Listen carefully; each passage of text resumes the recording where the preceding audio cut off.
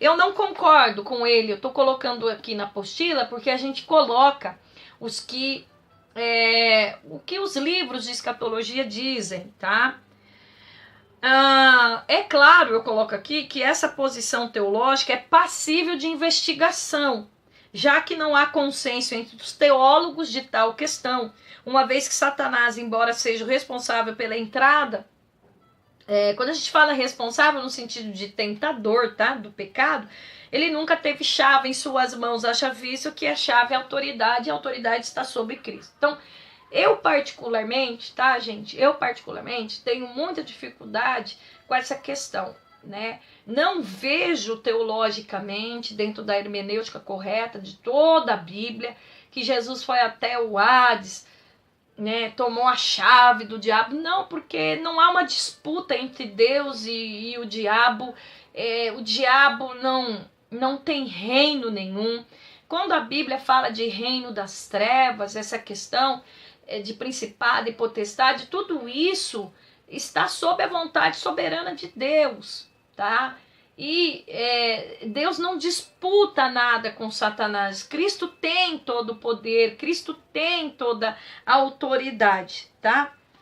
Então essa linha aí de pensamento, o diabo nunca quis que Cristo fosse até a cruz. Então nunca houve festa no Hades e tudo isso não, tá?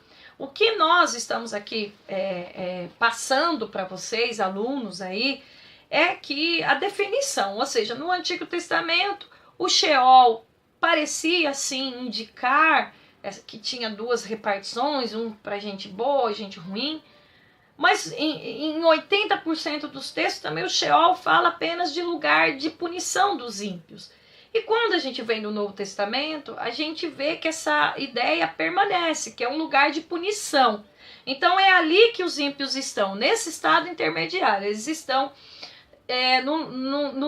no Hades, é ali que eles estão, e que Hades significa, é tradução da palavra inferno também, mas o significado desta palavra inferno significa sepultura, lugar dos mortos, ok? É isso que eu quero definir com vocês. E o paraíso significa lugar dos salvos, ok? Estão com o Senhor.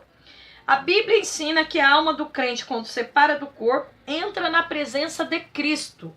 Diz Paulo, estamos em plena confiança, preferindo deixar o corpo e habitar com o Senhor. 2 Coríntios 5:8, aos Filipenses ele escreve que o que tem desejo de partir é estar com Cristo. E Jesus deu ao malfeitor, tá, hoje mesmo estará comigo no paraíso, Lucas 23:43. Estar com Cristo é estar no céu. À luz de 2 Coríntios 12:3-4, paraíso só pode ser um designativo do céu. Além disso, Paulo afirma que se a nossa casa terrestre desse tabernáculo se desfizer, temos da parte de Deus um edifício, casa não feito por mãos, eterna no céu, 2 Coríntios 5:1. O escritor de Hebreus anima os corações dos seus leitores com este pensamento, entre outros, que ele chegara à universal assembleia da igreja dos primogênitos rolados no céu, Hebreus 12:22-23, que o estado futuro dos crentes após a morte merece muito maior preferência comparado com o estado presente. Vê-se claramente nas asserções de Paulo, 2 Coríntios 5:8 e Filipenses 1:3, acima citadas. É um estado no qual os crentes estão verdadeiramente vivos e plenamente conscientes. Lucas 16:19-31, 1 Tessalonicenses 5:10, um estado de repouso e felicidade sem fim após Apocalipse 14:13. Eu quero ler essa referência, tá? Vamos ler agora Lucas 16, para a gente falar da questão da consciência, tá? Mas, missionária, eu vou lembrar dos meus pecados, do que eu fiz. Não, você não vai lembrar. Quando a gente fala de consciência, a gente está falando de salvação. Mas missionária, eu vou conhecer meu pai, minha avó, o pastor da minha igreja. A Bíblia diz que a gente vai se assentar à mesa com Abraão, com Isaac e Jacó. Olha, irmãos, a Bíblia, ela não relata, e eu não vou falar o que a Bíblia não diz. São conjecturas, as pessoas vão escrevendo livros, vão conjecturando. O que a Bíblia me diz, e o que eu percebo, que nós percebemos os mais coerentes aí na teologia, é que o ser humano, ele está consciente, tá? Porque a alma e o espírito estão com o Senhor. Ele não está em corpo, o corpo vai ser ressuscitado. Mas no momento que eles estão no céu, que eles estão no paraíso, e eu não vou dizer que o paraíso é um compartimento, eu vou dizer que eles estão no céu, e vou dizer que eles ainda não receberam, tá, essa constituição do plano soteriológico, pleno e total, porque eles não receberam a incorruptibilidade do corpo. Então, isso é para o momento do arrebatamento, isso vai ser na segunda vinda de Jesus, tá? Então, mas eu posso afirmar que há um estado, sim, de consciência. Quando a gente fala de consciência, sabe que está salvo, está feliz, sabe que está com o Senhor. E nesse tocante da igreja, como Apocalipse vai descrever o capítulo 5, de pessoas, dos santos, dizendo aleluia, salvação e glória, adorando o Cordeiro. Apocalipse 19 vai falar de adoração, da igreja cantando que ele é justo, que ele é verdadeiro. A gente vai ver a descrição no livro de Apocalipse dos santos diante do Senhor. Então, haverá essa consciência de unidade de igreja. A igreja sabe que vai estar ali. Talvez sim, a igreja saberá que os patriarcas estarão ali, que todos os salvos, mas sem consciência dessas ações, sem consciência da vida terrena, tá? Mas é no sentido de consciência de salvos, sabe que são santos que estão ali, são salvos que estão ali e sabe que estão para todo sempre na presença do Senhor, mas não nesses detalhes humanos aqui da terra, tá? Até porque no céu ninguém casa, ninguém dá em casamento, ninguém tem nada dessa esfera terrena. Mas isso não significa que não há conscientização. Imagine, né? Tem que ter conscientização, senão perde todo o foco o evangelho, né? Vamos ver Lucas 16, a partir do 19. Lucas 16. Ora, havendo um certo homem rico que se vestia de púrpura de linha finíssima, que todos os dias se regava esplendidamente, havia também um mendigo chamado Lázaro, coberto de chagas, que jazia à porta daquele. E desejava alimentar-se das migalhas que caíam na mesa do rico, e até os cães vinham lamber-lhes as úlceras. Aconteceu de morrer um mendigo e ser levado pelos anjos para o seio de Abraão, tá? É a palavra seio, kolpon, tá? Kolpon, no grego é kompon, tá? Que significa, que vem do hebraico requer, né? Que significa colo, regaço, seio, consolo, paz, né? No seio de Abraão. Morreu também o rico e foi sepultado. No inferno, aqui inferno está Hades, estando em tormentos, levantou os olhos e viu ao longe Abraão, Lázaro no céu. Então, quem está no Hades está em tormento, já está em sofrimento, tem consciência que está lá. Quem disse isso? Jesus. Ah, mas é uma parábola, é uma figura de linguagem, mas toda parábola é para entender uma realidade. Toda parábola é para você entender algo que é verdadeiro, tá? Então, clamando, disse: Pai Abraão, tem misericórdia de mim, e manda Lázaro que molhe a água na ponta do dedo e me refresque a língua, porque estou atormentado nesta chama. Disse, porém, Abraão: Filho, lembra-te que recebeste os teus bens em vida, e Lázaro igualmente os males. Agora, porém, aqui ele está consolado, tu em tormento. Se Lázaro estava consolado nessa parábola de Jesus, é uma parábola, não aconteceu, mas é para passar uma realidade, uma verdade. Se ele estava nessa parábola de Jesus consolado, porque senão a gente vai anular as parábolas da Bíblia. Jesus falou várias parábolas, e várias parábolas ele vai dizer: o reino dos céus é semelhante a uma semente, bababá, o reino dos céus é semelhante ao trigo. Então, assim, é semelhante a uma pérola. O reino não é uma pérola. Mas o que é uma pérola? É algo precioso. Então, sempre é uma verdade.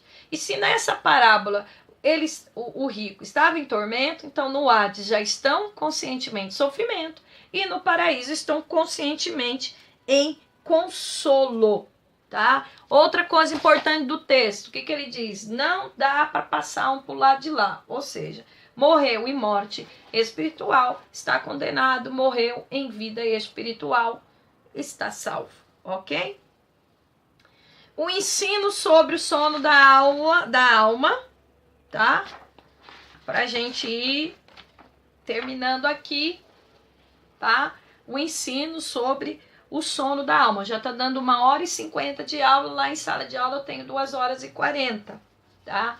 Então eu tô dando aula, não necessariamente, tá, gente, pra essa questão do YouTube rápido. Eu sei que um monte de gente não tem como ficar 2 horas, mas os meus alunos vão ter que ficar. Gente, vocês vão ter que assistir essa aula pra gente adiantar o conteúdo aqui, tá? O que é o sono da alma, gente? É uma doutrina defendida por alguns ao longo da história da igreja, como alguns anabatistas da época da Reforma e atualmente também pelos adventistas do sétimo dia. Ensinam eles que quando o crente morre, entra em um estado de existência inconsciente até que Cristo volte e ressuscite para a vida eterna, quando então retornará à consciência. Não existe respaldo bíblico para tal afirmação. Sabemos que o termo dormir, quando usado na Bíblia a respeito da morte, é sempre aplicado ao corpo. Então, quando está falando Mateus 27:52, vamos ler? Como está dizendo, está falando da morte física, tá? Desse corpo que sofre a decomposição. Então, está dormindo, 27:52. Abriram-se os sepulcros e muitos corpos de santos que dormiam ressuscitaram. Na ressurreição de Jesus, houve ressurreição. Não foi todo mundo, mas houve ressurreição, tá? Há quem diz teologicamente que essas pessoas ressuscitaram e depois voltaram a morrer. Eu particularmente, tá? E saindo, versículo 50, dos sepulcros depois da ressurreição, entraram na cidade santa e apareceram a muitos. Os centuriões que com ele guardavam Jesus, vendo o terremoto e tudo que se passava, ficaram possuídos de grande temor, disseram: verdadeiramente esse era o Filho de Deus. Estavam ali muitas mulheres observando de longe, eram as que vinham seguindo a Jesus desde a Galiléia para o servir. Entre elas estavam Maria Madalena, Maria mãe de Tiago e de José e a mulher de Zebedeu. É interessante, né, essa briga aí teológica, porque se essas pessoas ressuscitaram somente no corpo físico para continuar a viver aqui, elas voltaram a morrer. E se voltarem a morrer, elas vão ter que passar pelo arrebatamento. Ou então essas pessoas receberam o corpo incorruptível e foram com o Senhor. Acho difícil também. É uma incógnita, esse texto é difícil, porque se elas receberam o corpo incorruptível, a incorruptibilidade do corpo ela só vai acontecer com a vinda de Jesus. E Jesus não retornou. Porque se for assim, Deus estava fazendo acepção de pessoa. Por que ressuscitou isso aí? Já não ressuscitou Abraão, Isaac, Jacó? E o texto não está dizendo de uma ressurreição de incorruptibilidade do corpo. Então, possa ser mesmo, de fato, que essas pessoas apenas ressuscitaram, assim como Lázaro, assim como aconteceu no Antigo Testamento, outras ressurreições, e depois elas tornaram a morrer, foi apenas a ressurreição do corpo físico. Mas por que eu coloquei essa referência? E tem outras aqui, João 11:3, que é de Lázaro, 1 Coríntios 15:13. Porque o termo dormir aqui, está falando de morte física. Não está dizendo dormir no sentido que a pessoa não tem consciência, tá? Então, destaca-se que o termo dormir em Cristo utiliza-se em 1 Tessalonicenses 4:13, conforme explica o Shed, aponta para a garantia da volta com Cristo no dia da ressurreição para a participação do seu reino. tanto em morte como em vida, estamos sempre em Cristo Jesus.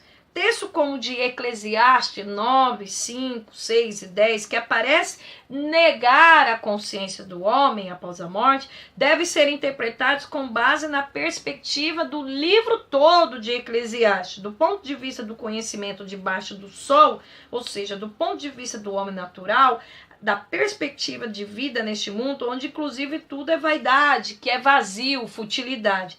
Aquele que morre deixa de participar da vida deste mundo. Vamos ler Eclesiastes, porque tem muita gente que vai defender o sono da aula, principalmente da alma, os adventistas, por causa de Eclesiastes. Então abra comigo lá, por favor, em Eclesiastes. Eclesiastes. Fugiu o Eclesiastes da Bíblia da Missionária? Não, tá aqui. O 9 tá dizendo assim, ó, o 9, Eclesiastes 9, 5, 6. Porque os vivos sabem que hão de morrer, mas os mortos não sabem coisa nenhuma. Nem tampouco terão eles recompensa, porque sua memória jaz no esquecimento. Amor e ódio e inveja para eles já pereceram. Para sempre não tem eles parte em coisa alguma do que se faz debaixo do sol. Vai, pois, come com alegria o teu pão e bebe gostosamente o teu vinho, pois de antemão Deus já se agrada das suas obras. Em todo tempo seja alva a tua veste, não falta o óleo à cabeça, goze os dias da sua vida com a sua mulher e tal. Mas aí a gente tem que interpretar o que é que Salomão está dizendo. Né? Não vou fazer toda a exegese do livro de Eclesiastes, mas o Eclesiastes, Salomão estava meditando sobre a futilidade da vida. Ele havia se desviado dos caminhos do Senhor. Parece indicar que em sua velhice ele retoma a consciência de retornar à presença de Deus, mas aí o tempo de vida dele ele perdeu, né, no mundo, no pecado. O livro de Eclesiastes é o pregador, principalmente o motivo da escrita é para os jovens, pregador ou assembleia, né, titularidade do livro. E o livro tem com foco em mostrar que a vida parte da presença de Deus, ela se torna um grande vazio. Então ele vai meditar sobre várias coisas sobre a vida, ele vai chegar à conclusão que nem dinheiro, nem fama, nem poder, nem nada vale a pena sem a presença de Deus, e até o nosso trabalho debaixo do sol, tudo que a gente faz se torna fútil. E o que acontece com o ímpio em vida, com o justo? Chove, vem luta, vem provação, há tempo determinado da gente crescer, colher, estar junto. Então assim, a vida ela vai prosseguir, a gente precisa analisar o que a gente faz com o tempo da nossa vida. E aí ele vai meditar sobre a morte, tanto que ele vai dizer que é melhor estar no velório, que é melhor do que estar numa festa. E ele vai dizer aqui sobre a questão que quando a gente morre já não tem mais consciência das coisas, não adianta a gente querer morreu, acabou tudo. Então tudo que a gente tem que fazer, a gente tem que fazer com responsabilidade e a gente tem que fazer em vida. Por isso que ele vai dizer, em todo tempo as suas vestes sejam alvo, veste na cultura judaica. Significa pureza, integridade, não falta o óleo. Por certo, ele está pensando das festas judaicas que se mudava de veste, se perfumava, ou seja, esteja preparado para a vida, para as ocasiões da vida. Tudo que você fizer, faça conforme as tuas forças, porque para a sepultura, para onde você vai, não tem obra. Ezequias falou a mesma coisa. Na hora de morrer, ele foi inteligente, ele falou com Deus, falou, Senhor, eu morto não posso fazer nada para ti. Quem mais falou sobre isso? Salmos 86, se não me falha a memória, um levita, esqueci o nome dele, ele também falou a mesma coisa, falou, Senhor, eu tô tão, o que vale? O Senhor não vai ganhar nada com a minha morte, eu em vida posso te adorar. Então essas coisas, os mortos não podem te louvar, né? Então, é no sentido daquilo que a gente pode fazer em vida, tá? Para Deus, nessa vida física e nas responsabilidades das nossas ações. Isso não vai alegar que os mortos não têm essa questão da consciência, que ele já está em sofrimento e que ele tem consciência que ele já é um salvo. Não vai alegar. Então, cai por terra essa questão do sono da alma. Por isso é bom concluirmos que quando as escrituras falam da morte, como dormir, trata-se de uma metáfora ou eufemismo, tá, em língua portuguesa, uma figura de linguagem usada para indicar que a morte é apenas temporária para os cristãos, assim como o sono físico. Então, assim como a gente dorme aí 6, 7 horas, 5 horas, não sei, né? isso não significa que você está inconsciente. Você está dormindo, mas você tem consciência. Então, essa inconsciência, ela não ocorre, tá? Para eu ir finalizando o capítulo 8, o estado intermediário dos justos, tá? Então, eu já acabei falando, né? O estado intermediário dos justos, eu estou falando aqui, eu vou pular aqui o que eu já falei. Eu estou dizendo aqui, ó, o apóstolo João narra quando da abertura do quinto selo que se viu as almas dos mártires sobre o altar, que suplicava ao supremo juiz justiça imediata. Este lhe respondeu recomendando que repousasse durante o tempo necessário da complementação do número dos eleitos mártires por Cristo, Apocalipse 6, 9 ou 11. As almas no céu, enquanto aguardam a ressurreição, permanecem ativas, inclusive no cântico litúrgico de adoração e louvor.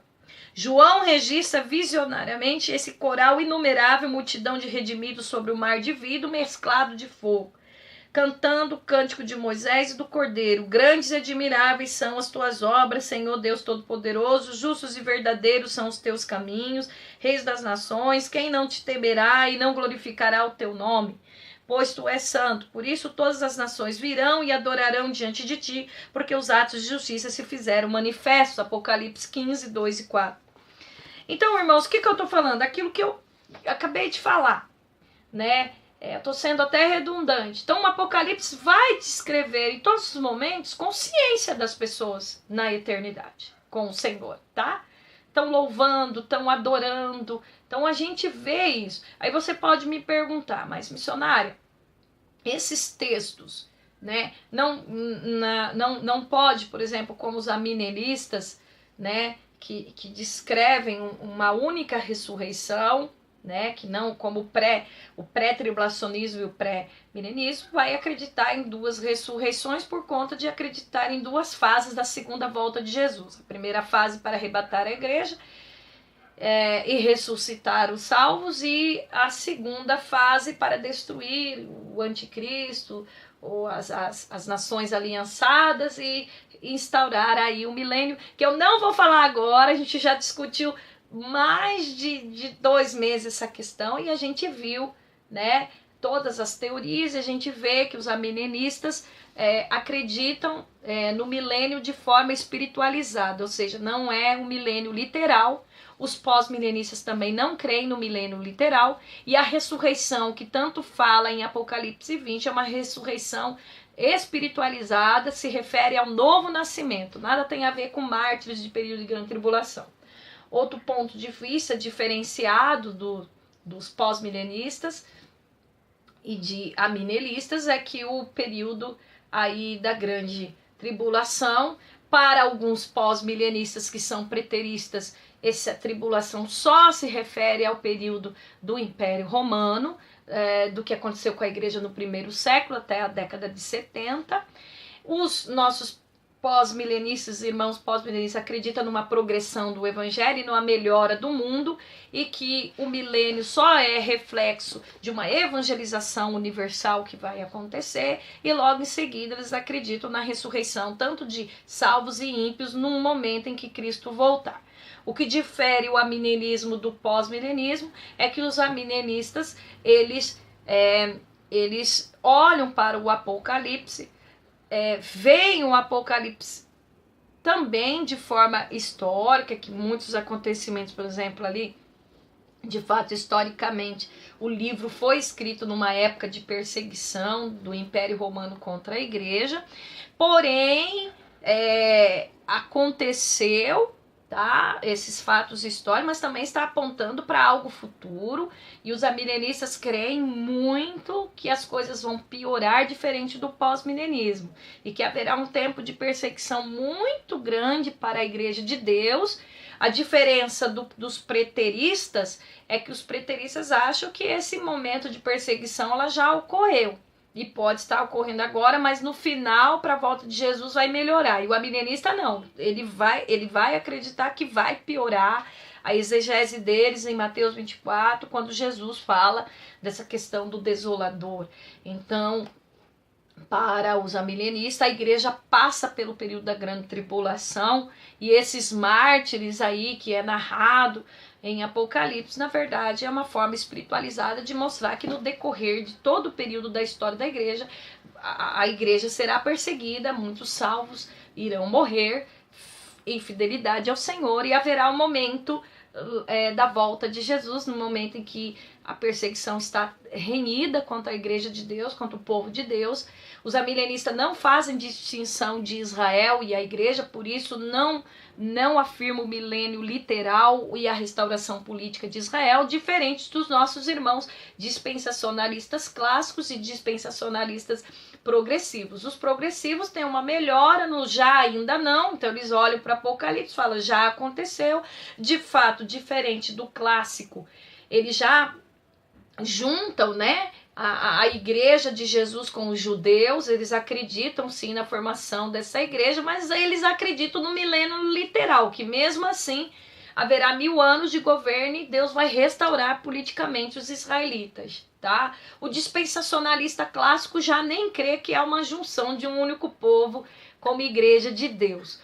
Bom, tô falando tudo isso porque você, meu aluno, pode me perguntar, mas missionária, tô até vendo aí uma aluna minha perguntando, mas missionária, então como é que fica a visão amilenista? Porque a senhora já explicou pra gente que quando essa parte dos mártires, das pessoas cantando, né, vai acontecer isso na segunda vinda de Jesus, numa única ressurreição, quando acontecer o arrebatamento, e a igreja já é salva, os salvos estarão com o Senhor e os ímpios vão para o lago de fogo ardente. Então, para eles há uma única ressurreição aí, né?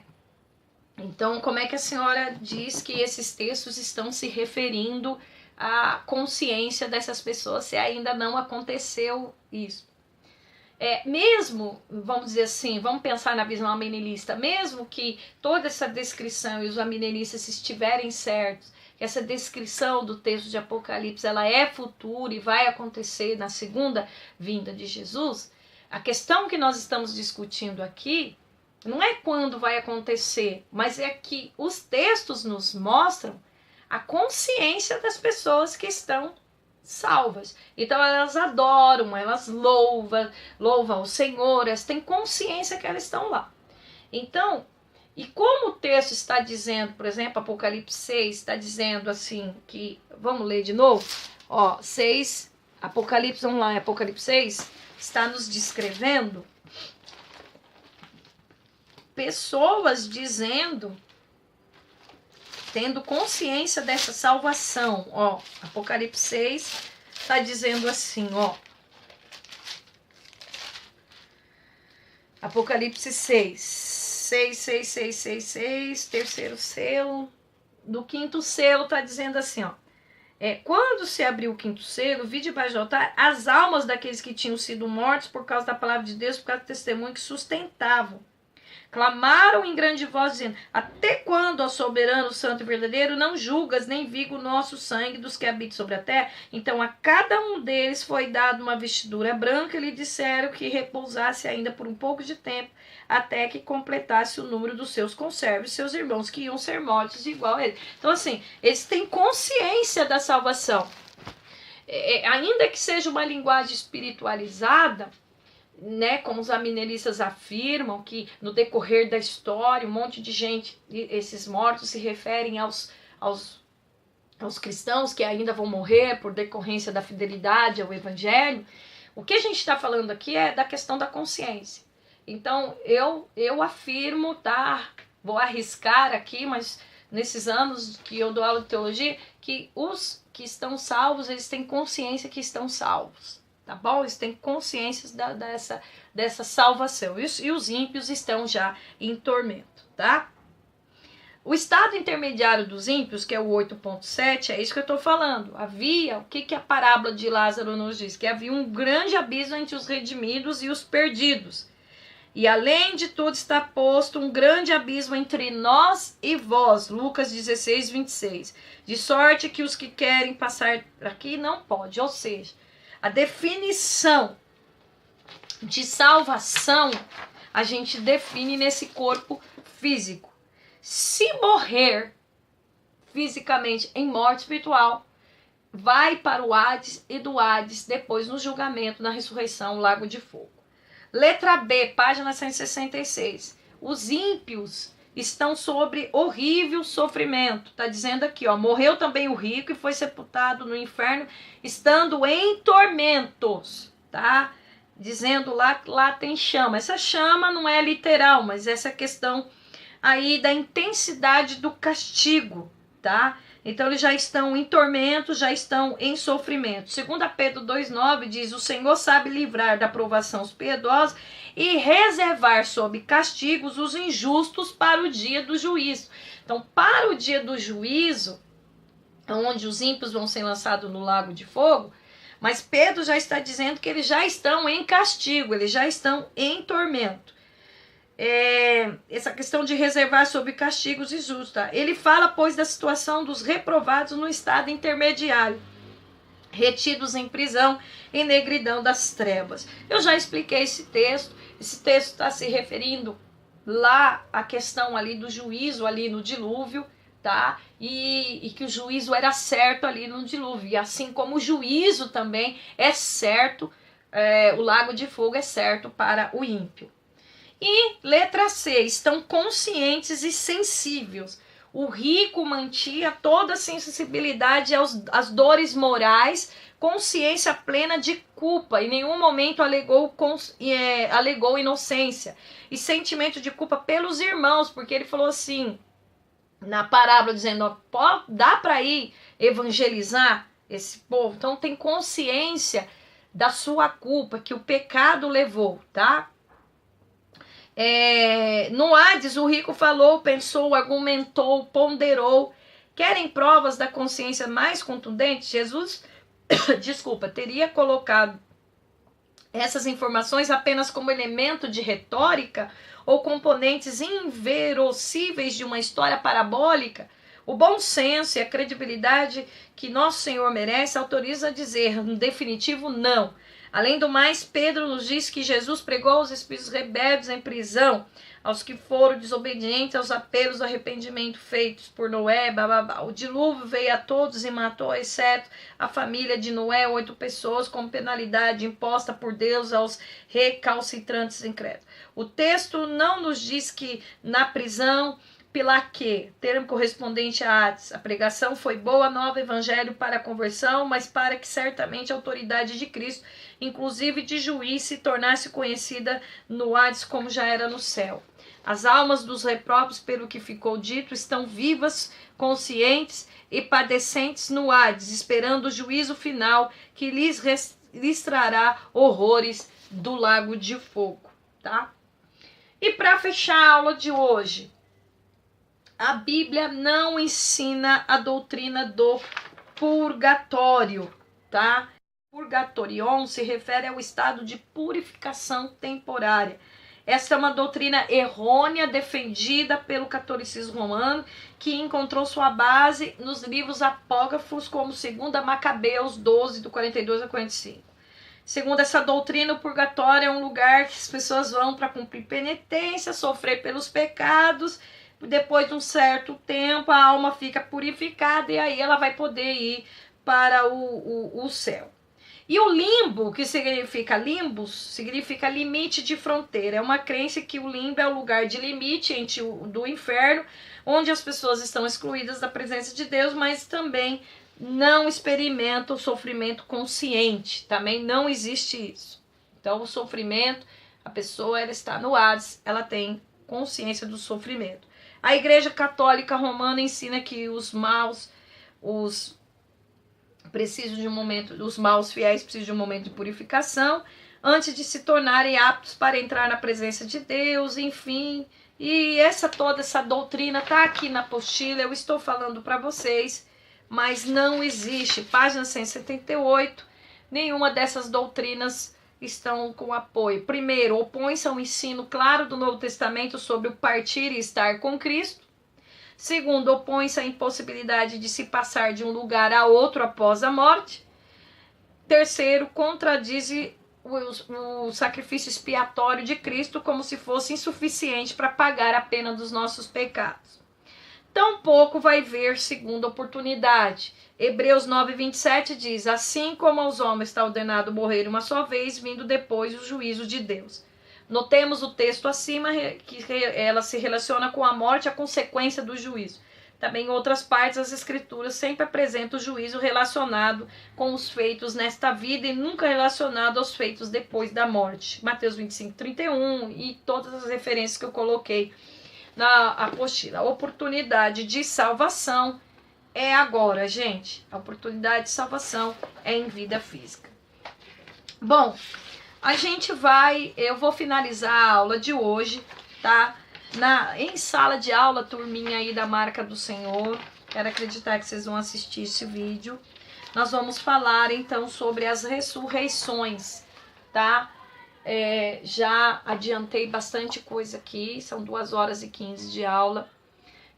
Você que me assiste, quer estudar teologia com a gente, em sala de aula, a gente, com 2h40, a gente vai falando mais, os alunos vão perguntando, a gente vai falando, tá? Ressaltando que a gente está com um núcleo aqui em Cotia, todas as segundas-feiras, tá? Gente, lá no mês de outubro, esse ano, para a glória de Deus, a gente vai formar, acho que 12 a 13 alunos. E nós temos aqui, vão abrir então essas 12 ou 13 vagas. E você que já quer pegar uma vaga para estudar teologia com a gente, vem aqui, faz a inscrição, me chama, tá bom? Entra lá no meu Facebook, no meu Instagram, deixa uma mensagem, tá bom?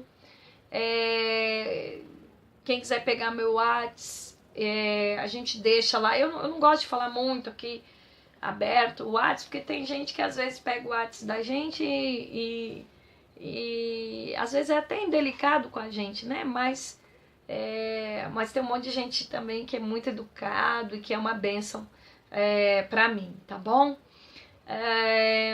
Que mais? A gente tem um núcleo em Barueri, toda quinta-feira, das 19h15 às 22h15. Material próprio. Vou pedir licença para vocês, para eu chamar minha filha, para eu pegar o livro, só para vocês verem agora o História da Igreja. Gabriela? Pega para mim História da Igreja. Não tem problema não. Rapidinho ela vai pegar para vocês verem o material. Irmãos, são meses de escrita, são meses dedicados. Olha, irmãos, que bênção, ó.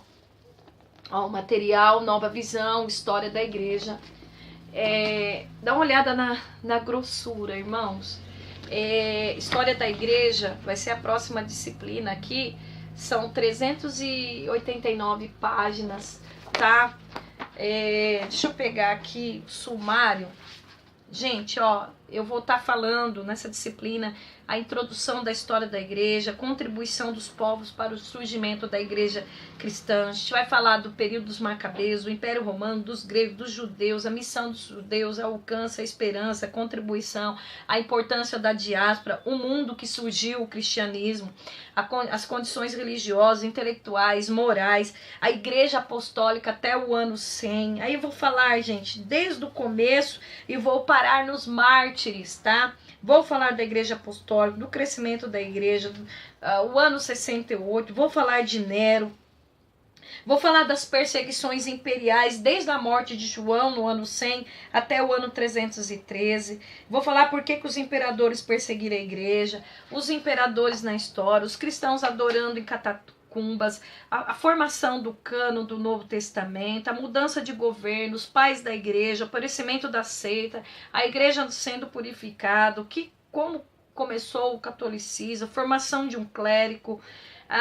Cipriano escreve sobre a unidade da igreja, o edito de Constantino até a queda de Roma em 476. Aí vem um monte de coisa, a conversão de Constantino, resultados do edito, os concílios, Jerônimo, o engrandecimento do bispo, a divisão de tô falando rápido, tá? Constantinopla, o desenvolvimento do poder na igreja, a queda do Império Romano Ocidental, o período da igreja medieval, o período da igreja reformada. A gente vai falar de Lutero, da reforma, do presbiterianismo, John Wesley, a gente vai falar do Sínodo de Dort, a gente vai falar dos puritanos e tanta coisa, gente.